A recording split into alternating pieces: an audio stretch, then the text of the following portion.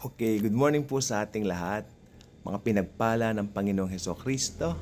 So right now, December 10, 2025, alam naman po natin, approaching na ang birthday ng Panginoong Jesus. And right now po, araw po ng Miyerkules, ng Wednesday, no?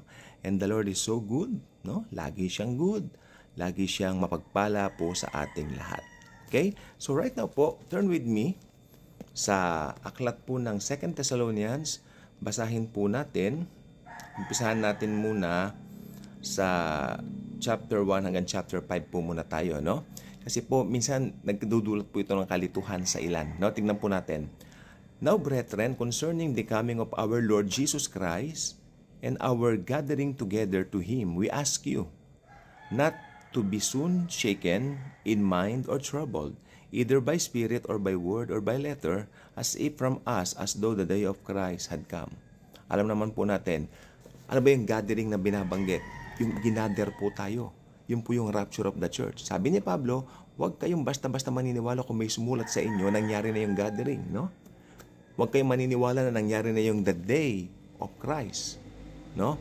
Dahil hindi mangyayari ang mga bagay niyan hanggang din nangyayari yung mga, ito sasabihin niya mamaya. Pero tignan niyo po rito ang logic. Si Pablo naniniwala sa pre-trib rapture. Kasi kung hindi siya naniniwala sa pre-trib rapture, bakit kailangan pa niya sumulat? Knowing na natatakot yung mga taga-Thessalonians sapagkat naiwan sila. Di ba? Sapagkat tignan po ninyo mabuti. Kung, kung naniniwala si Pablo dun sa post-trib rapture, ano ang kailangan pa na siya ay sumulat? Gayon palang susunod na pong event doon, darating na ang Panginoong Jesus para tuparin na po yung lahat ng mga mga dito po sa lupa. Especially yung millennial reign niya, hindi po ba? Ganun po yon.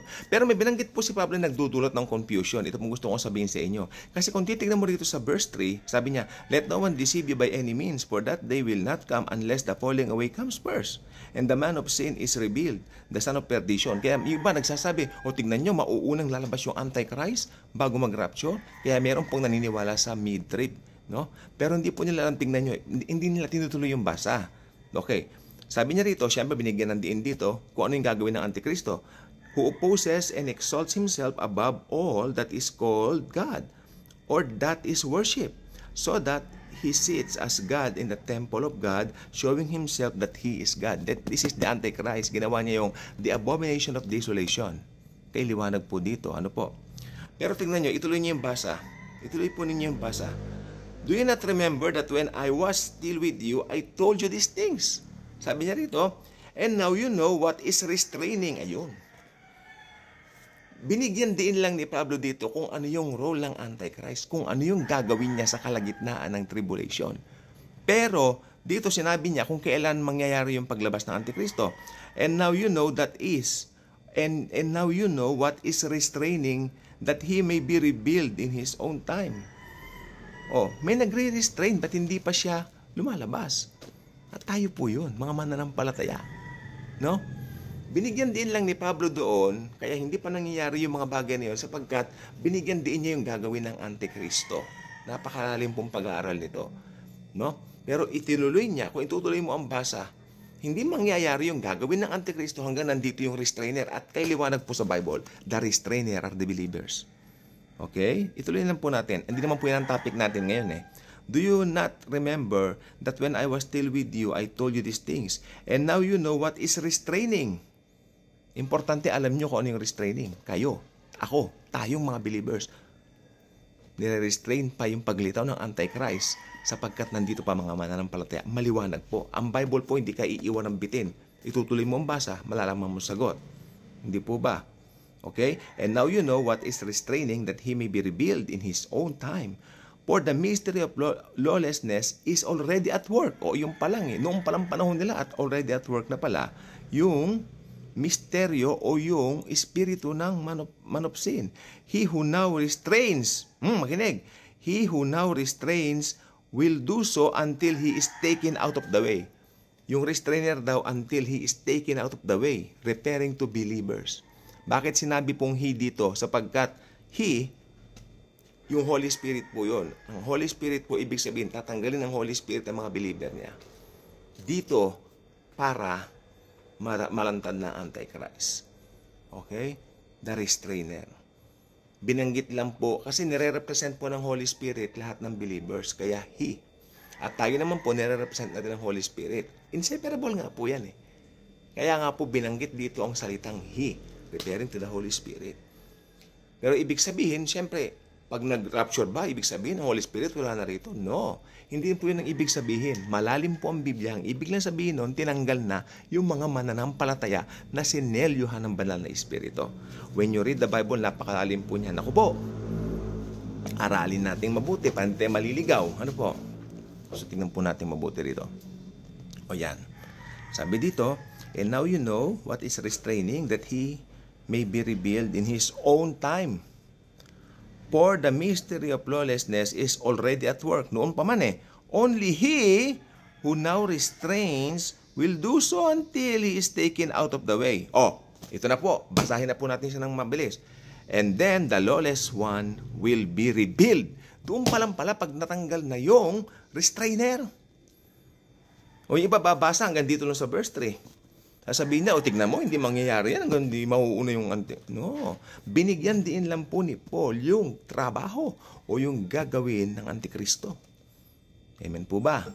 Kaya kung nag-aral po tayo ng Bible, kasi sa Bible school po kami, nag-aral kami dyan, talaga naman po nagsunog ng kilay din ng konti lang naman, hindi naman masyado. Kasi nag-enjoy naman po kami doon. Daming pagkain, mayaman po yung yung pastor i-shape doon. Marami siyang pagkain na talagang pinapabili. Busog ka na sa siyan mo, busog ka pa spiritually. Busog ka higit sa lahat sa kaalaman. No, talagang unti-unting pinaliwanag po yan. Hindi siya basta-basta. Ganyan po nag-aaral ng Bible. Kaya wag kang babasa na hanggang dito lang. Papabayaan mo yan. Yari ka. Kaya dumadami ang kulto dahil gano'n ang gawain. No? Pick up. I will pick this. I will pick this. I don't like that. Ito lang. Yari ka. Amen naman yung mga hindi nagbabasa. Patay kayo. Lagalagot kayo. Sabi niya, and then, paano? For the mystery of lawlessness is already at work. Only he who now restrains will do so until he is taken out of the way. And then the lawless one will be revealed, whom the Lord will consume with the breath of His mouth. Ito sa katapusan ng kasamaan ng Antikristo. I-destroy siya ng Lord Jesus. Kaya napakaganda dito pa lang po, pinakita na ang victory ng Panginoon. No? Sabi niya, the Lord will consume with the breath of His mouth and destroy with the brightness of His coming. That's the second coming. Doon ang second coming. Kaya kaliwanag po. Kaya dapat aralin natin. No? Magkasunod pala. Upon the destroying of the Antichrist, that's it. Diba? Pag na-destroy na yung Antichrist, that's it. Millennial Kingdom na po yun. Amen po ba? Kaya ang ganda. Very exciting po talaga ang end times. Especially when you read this. Read this na talagang alam mo the day is approaching. Yung mga nakikita nating senyalis na yan, senyalis po yan ng second coming. That is not the sign of the rapture. Walang senyales ang rapture. Tandaan natin yan. Walang signs ang rapture. Okay? Wala pong signs ang rapture. Pero ito po sasabihin ko, kung malapit na mag-second coming, mas malapit nang mag-rapture sapagkat mauuna ang rapture, no? Kumpara sa second coming.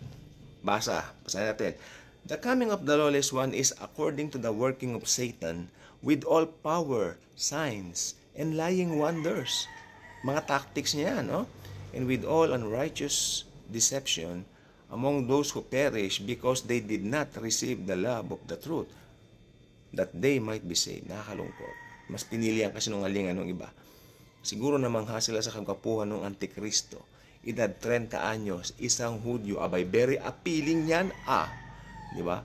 And for this reason, God will send them strong delusion. At ito pa, pinakita rito, and ang rason, Diyos pa magpapadala ng delusion sa kanila.